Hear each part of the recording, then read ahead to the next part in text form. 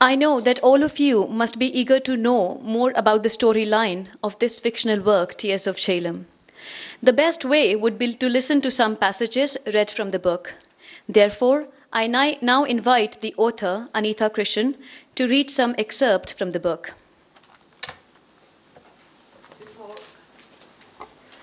Before I read the excerpts, I would also like to tell how I came upon writing this book.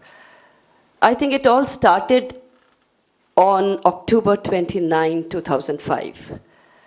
I was in Sarojini Nagar market with my husband Arvind. We had gone to pick up some dry fruits because Diwali was 2 days hence. And 10 meters away from us, a bomb blasted. 10 meters. We had not reached that point because there was a sea of humanity in front of us. And the ones in front took the brunt. That time, of course, there was a little panic. We had to tell people to calm down and do not run. But I had no idea that it was so serious till I came back home and later came to know 40 people had died 10 meters away from me. Like anyone else, I had the emotion of shock, going to fear, and then anger. We were all angry we are all angry at those people who perpetrate this kind of senseless violence, senseless bloodshed. Few months later, my husband Arvind was invited for a jury to Srinagar. We went there, and I went with a very closed mind and with a fear in my heart. I don't know what was going to happen. I met people absolutely peaceful.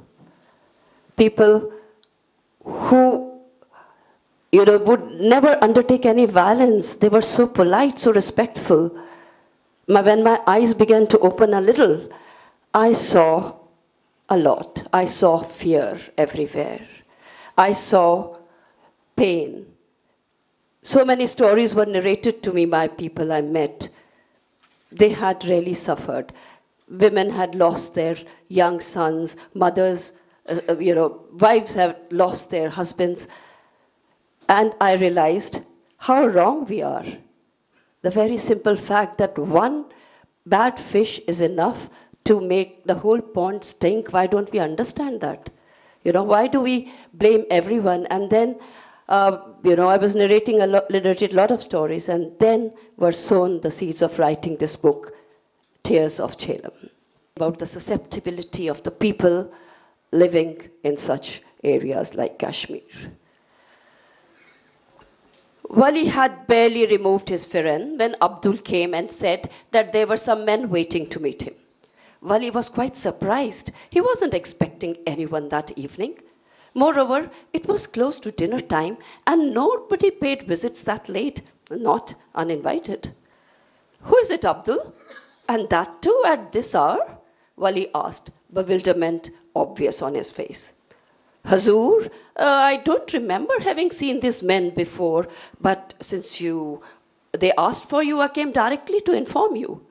Abdul shrugged his shoulders and went on. Could be craftsmen seeking work, Hazur. If you desire, I'll go back and find out, he offered.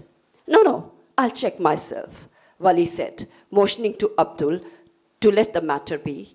Putting on his slippers and hurriedly throwing a shawl over his shoulders, he went to the door to see who it was. There were 4 men standing outside in the porch, their features indistinct in the quickly falling darkness of the night. They were all wrapped up in coarse woolen blankets, and 2 of the men even had large black turbans covering their heads, leaving barely an inch of their faces exposed. Something about the appearance of the men instantly put Wali on his guard, and he greeted them with cautious courtesy. How can I help you? He asked. It seems to me, Wali Sahib, you haven't recognized me. You have pushed me out of your mind pretty soon. It was the shortest man in the group who had spoken. Completely taken aback by the statement, Wali peered closely at the men and tried to examine his face. Though there was a faint trace of familiarity in his voice, he encountered a total lack of recognition. Seeing him silent, the same man spoke again. I'm Shakil, Wali Sahib. You have forgotten your Shakil? Abdul switched on the veranda lights just at the moment, and the faces of the men standing in front of Wali became clearer. It was indeed Shakil. Oh, Shakil, Wali exclaimed in genuine surprise. How could you expect me to recognize you? That too in the dark? It has been ages since I last saw you. Shakil smiled and nodded.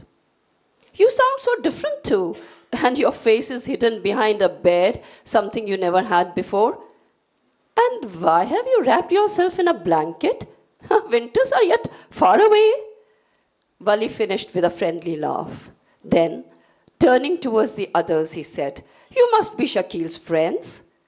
And when the men nodded in response, he, not realizing the magnitude of blunder he was about to commit, Wali spoke graciously, Come in, please, and ushered the men right into his house. Thank you for listening to me. I'm sure all of you would like to read this fictional work incorporated with elements of truth and mystery.